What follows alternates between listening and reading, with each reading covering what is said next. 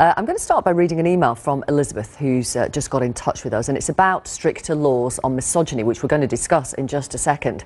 And Elizabeth says this: stricter laws on misogyny are long overdue. As a university student, I have lost count of the number of times I have been harassed, shouted at, or worse, by men 3 or 4 times my age. Several times I've caught strangers taking my photograph while sitting on public transport. It's intimidating, it's embarrassing. It's also dangerous. Several times I've been yelled and leered at with lewd sexual comments while running, even when just crossing the road. This is extremely distracting and could cause an accident. I don't feel the need to shout such compliments at other men, so what gives them the right to violate my privacy?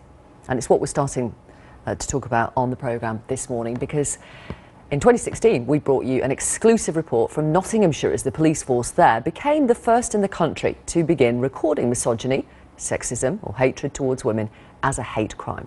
Misogyny can include unwanted sexual advances, wolf whistling, verbal abuse or taking photos without consent. 2 years on, MPs are set to vote on whether it should be considered a hate crime. If successful, the move would allow courts to consider it as an aggravating factor when handing out sentences. In a moment, we will talk to the Labour MP campaigning for this. But first, here are some of the women and police officers we spoke to in Nottinghamshire 2 years ago. I've been called a slut, a whore. There seems to be a lot more groping, especially if you're in a club or a bar. It was just so offensive. I was just like, I'm not flattered, thank you. And then when they're calling you dogs and slags and everything, it's not nice. Women are pretty used to being shouted at in the street. But when does the unwanted attention become a crime? Is it a wolf whistle, a catcall, or a sexual or aggressive threat? Get the dishes done. Lasses go for lads, lads go for lasses, and that's it. Hey up, sweetheart. That's about it, really. Bit of a whistle.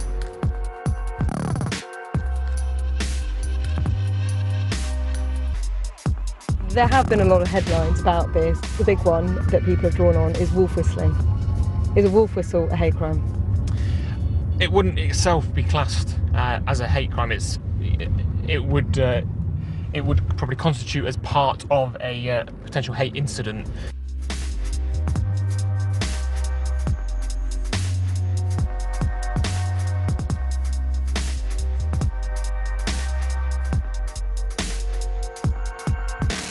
I was walking through this beautiful wooded cut through on my way to work one day, alone. I encountered 3 largish young lads about here. We passed each other there. One of them yelled back at me, "You look like you need a big fat in your mouth." Wow, that was quite shocking. Yeah, which was horrible. But how did you feel once you'd left the situation and it settled in? I'm initially quite vulnerable and scared. Once I'd got out into the open, I guess my mind was more able to let in the feelings of disgust that you inevitably feel when someone says something so sexually aggressive at you.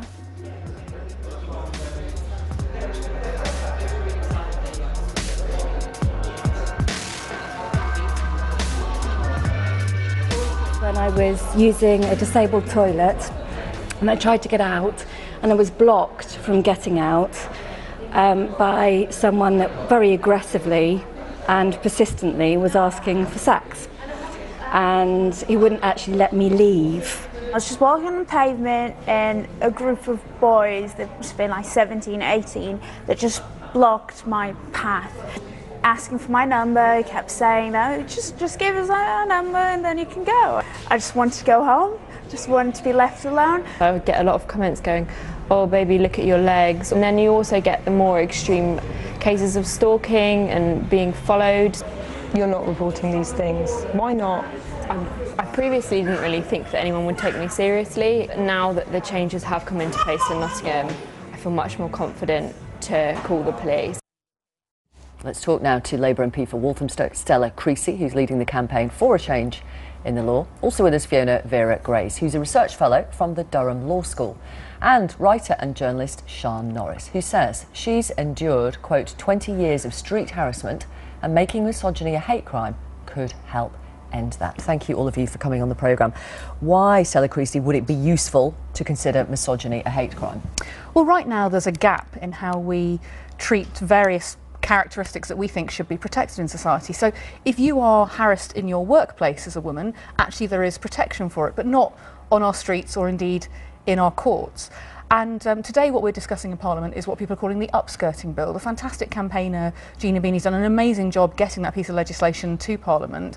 But upskirting doesn't happen in a vacuum. It happens in a society, and we've got so much research on this now, where young women especially are facing constant harassment, of which upskirting is just one example of it. And it happens because, sadly, there are some men, and let me be very clear, I'm standing up for the reputation of men, because the vast majority of men don't do this, don't behave like this towards women, but there are some men who think of women as something that they can play with, that are there for their entertainment, they are hostile to, they are prejudiced towards, and therefore they think it is acceptable to follow women down the street and harass them, to try and touch them, to take pictures of them. And what I often worry about is, well, does it stop there? Are these people escalating? What is the evidence to show that that kind of horrible behaviour is motivated by misogyny?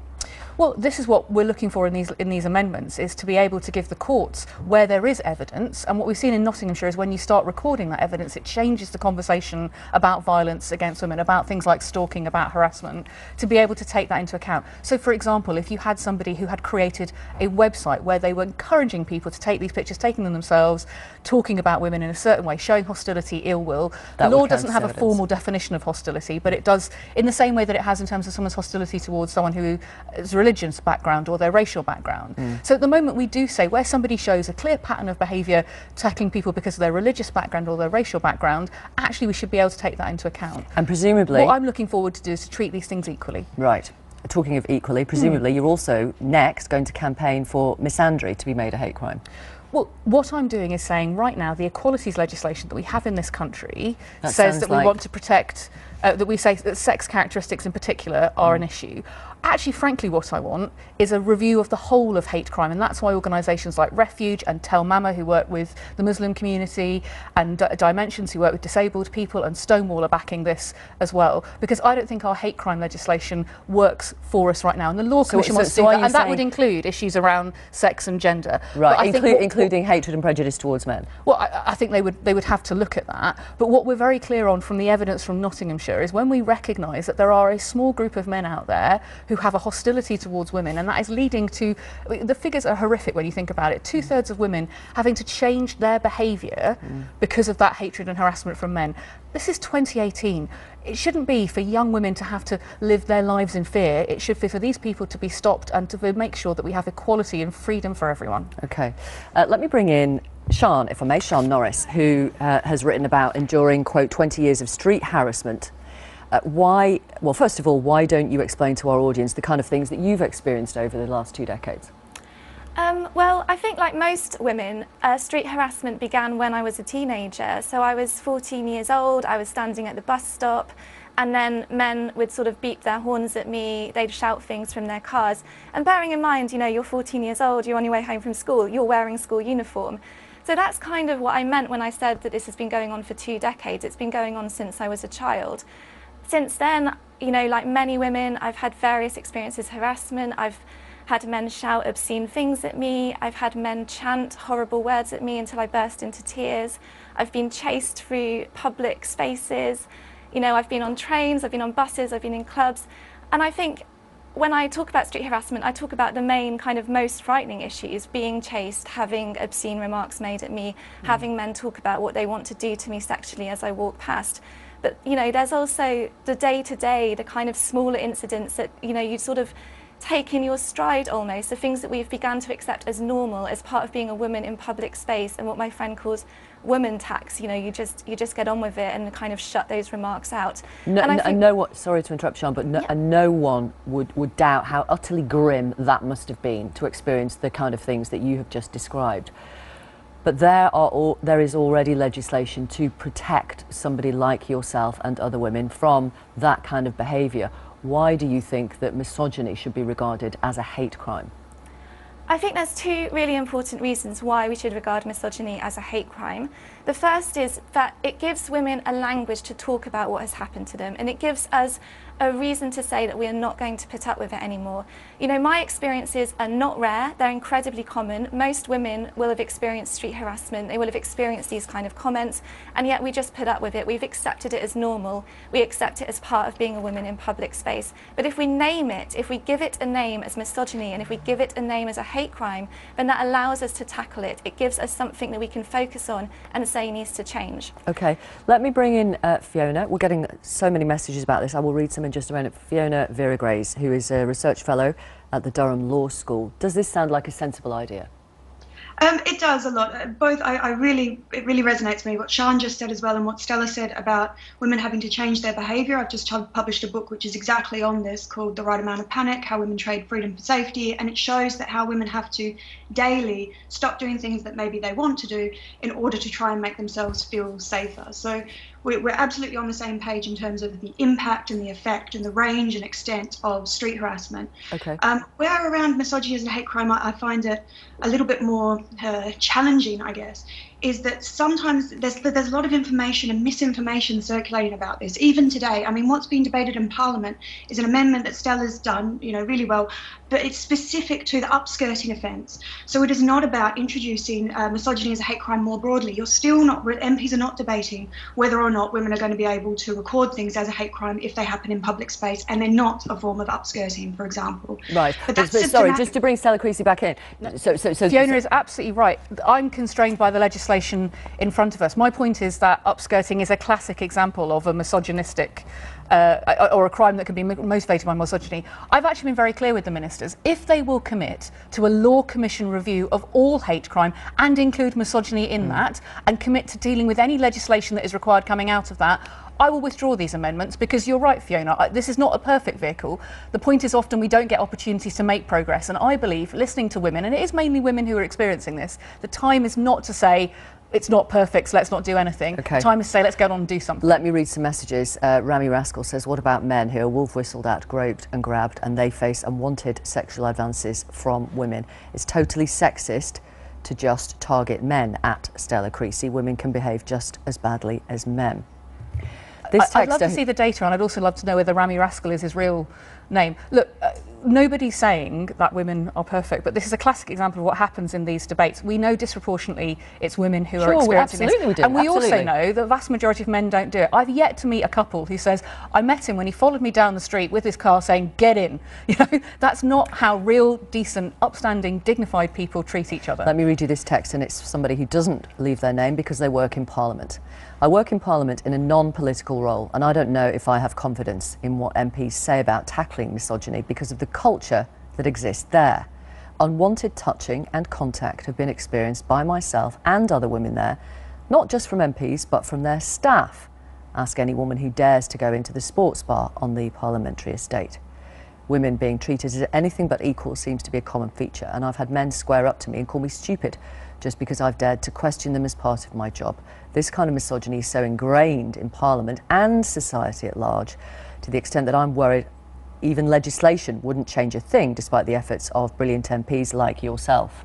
Yeah, we've had a problem with sexual harassment in Parliament. That's why many of us have been working on an independent reporting system, an independent investigating system, also within our political parties. Look, the challenge for us is this is 2018, and sadly we don't live in an equal world. An equal world is about freedom for both men and women, and we have to tackle all of these issues. Sarah Jade on email, street harassment against women has been commonplace for so long. My first experience of it was when I was walking to the bus from my dance class.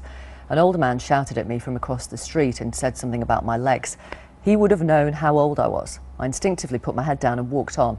He then shouted the words "frigid" to me, and I had to ask my mum what that meant. I had been turned into a sexual object and then verbally abused for not giving him a response. This is the same for women everywhere, all the time, regardless of clothing, time or place. It doesn't matter what you do. In that moment, as a woman, you are afraid, you are reduced, and you are shut down. No one should be allowed to shout at anyone based on their appearance or gender or sexuality. If it's against protocol in the workplace, then it shouldn't be allowed on the streets. Misogyny is sometimes hard to recognise, especially when the reactions vary from scared to flattered. But both of these are defence mechanisms, because although not all men do this, enough men do it for it to be a huge issue, and one that essentially feeds into rape culture and the dehumanisation of women. I was 13 when it first happened, and it happens weekly ever since. Women live in different comfort zones to men.